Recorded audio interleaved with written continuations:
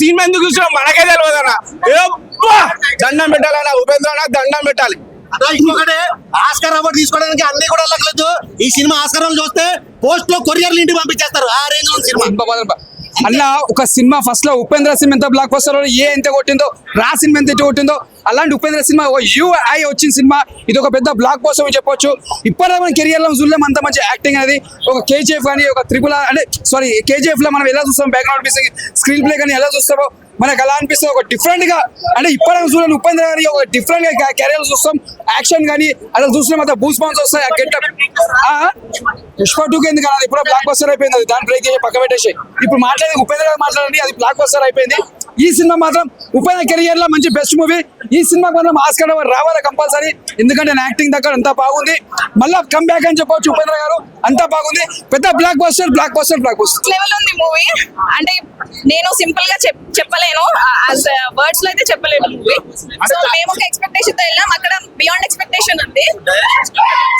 Direction next level అంటే చాలా movie అర్థం కాలేదని ఏం లేదు, కరెక్ట్ గా చూస్తే అర్థమవుతుంది. ఏ మూవీ అయినా క్లైమాక్స్ ఎలివేషన్ ఉంటుంది. క్లైమాక్స్ మనం ఎక్స్పెక్ట్ చేస్తాం ఎండింగ్ ఎలా ఉంటుంది అనేది, బట్ ఇది మనం స్టార్టింగ్ లోనే ఎలివేషన్ ఇచ్చారు. So through out the movie చాలా బాగుంది, అందరూ చూడొచ్చు. ఇది ఫ్యామిలీ మూవీనే కాదు, అందరు ఆడియన్స్ కి కనెక్ట్ అవుతుంది. నాకు ఉపేంద్ర సార్ యాక్టింగ్ ఫస్ట్ నచ్చింది, సో ఎలివేషన్ నచ్చింది. అంటే మీరు విల్ ఎక్స్పెక్ట్ కనెక్ట్, అందరికి బాగా కనెక్ట్ అవుతుంది. డెఫినెట్ గా ఆయన ప్రతి మూవీలోనూ ఒక డిఫరెన్సియేషన్ చూపిస్తారు వేరే హీరోస్ కి. ఇందులో పక్కగా కనిపించిన differentiation. So he's next level, he's acting is next level. అసలు కాదు, అది రాంగ్ యాక్చువల్ గా, అలా ఏం లేదు.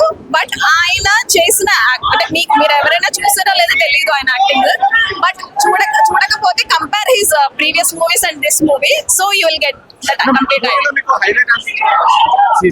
బిగినింగ్ ఏ హైలైట్ అనిపించింది. అంటే స్టార్టింగ్ ఆఫ్ ద మూవీనే ఎలివేషన్ ఇచ్చారు, అదే చెప్పాయి కదా.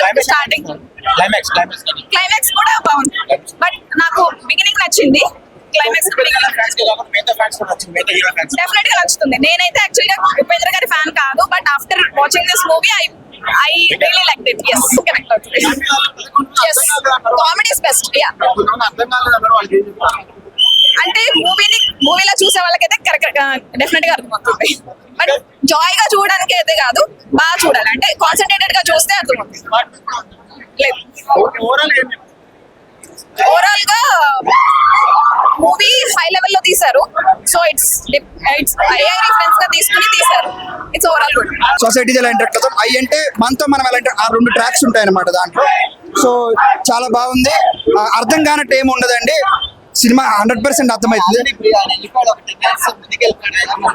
10 years ముందుకెళ్ళిపోయాడు.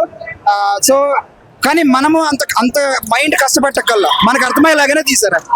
So UI is come back movie అని చెప్పొచ్చండి ఉపేంద్ర గారు. లేదండి, అసలు కన్ఫ్యూజన్ ఉండదు. 100% మనకు ప్రతి క్యారెక్టర్ అర్థమైతే ఉంటుంది. ఈ క్యారెక్టర్ ఎందుకు, ఇదేంటి, ఏ ఈవెంట్ తర్వాత ఈవెంట్ అర్థమైతేనే ఉంటాయి. సో కన్ఫ్యూజన్ అయితే ఏం లేదు. సీక్వెల్ అయితే ఏమీ లేనట్టే ఉంది దీంట్లో.